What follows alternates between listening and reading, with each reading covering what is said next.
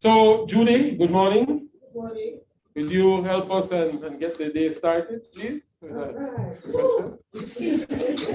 She'll be dancing. She said she'll be dancing while she does the Story. This, being here, is one of the best things that have happened in my life.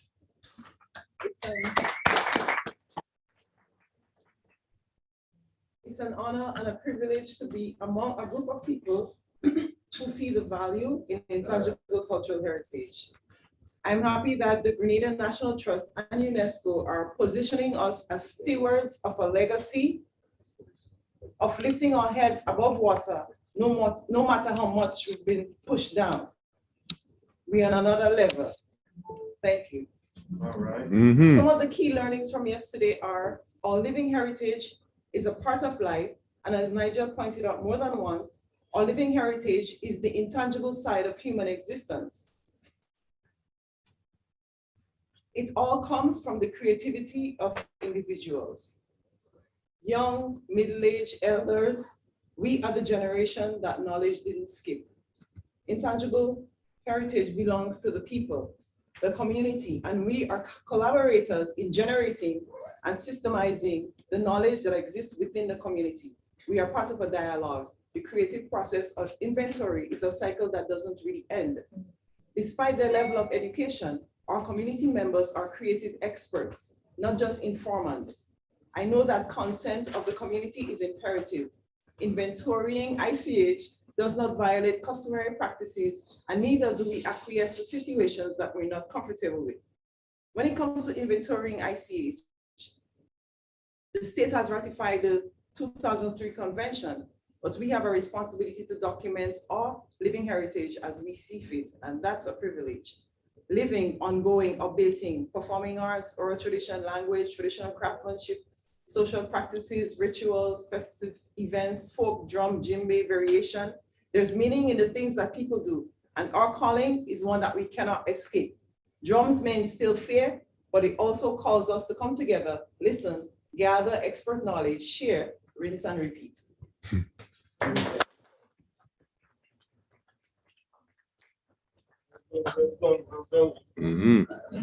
Well, if that isn't inspiration to start the day, no? All right, so let me quickly show we've adjusted the day's agenda because of our time constraint issue. So even this morning, I made an adjustment under the advice of Peter. We will be looking to establish our field groups today. Yesterday we had a meeting with our ICH coordinators. Adriana, correct me if I'm wrong, representing various islands and communities, is that right? All right, and they will be coordinating and leading a process of setting up our groups today for the conduct of the field work. We will do that at maybe after the break, after we've had time. I know many of you have responded to Adriana, and so we will have that discussion right after the break toward establishing and setting up those groups, discussing the communities that you'll be going to as well. For example, one of the criteria will be that you won't, like the carrier crew, for example, will not be working together. They'll be working in separate groups. Ideally, you want to have identified particular elements, and communities, practitioners. And so we'll be looking at 4 groups of 5 persons, more or less. Possibly a 5th group coming out of the Ministry of Culture. Grenada National Trust. But they'll be functioning together as a unit.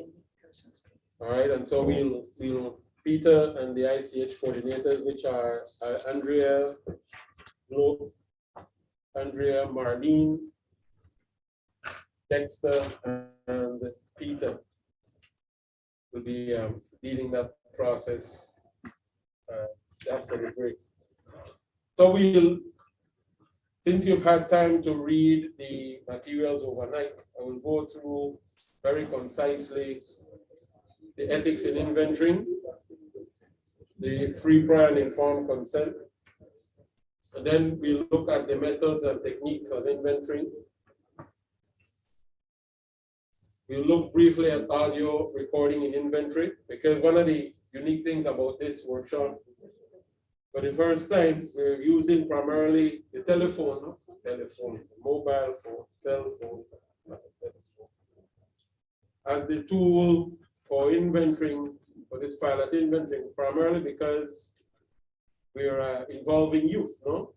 And you'll be training youth in something, a tool that they already have at their disposal. We look at some of the nuances of that. So end the day. So let's get on the way then. The ethics in community-based inventory.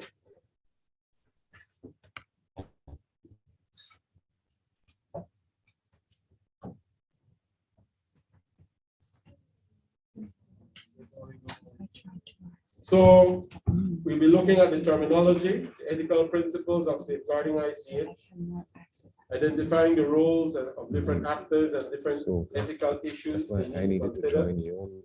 Key ethical issues and practical tips for an ethical approach to community-based inventory.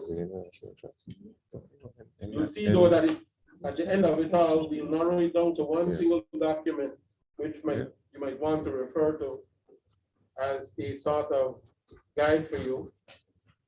Those of you with the expertise in culture, education, in doing publication and so on, but I've had to deal with some of these ethical issues already. And so I'd like to hear from you how you navigated those issues in the past, or challenges you may have encountered with when dealing with ethical concerns in dealing with people on a whole, no? So what does it mean? It means doing the right thing. Of course, it's very weird that you would say doing the right thing, because right is in, what do you call it? Quotations there. Because, no? Though there are some basic human principles, universal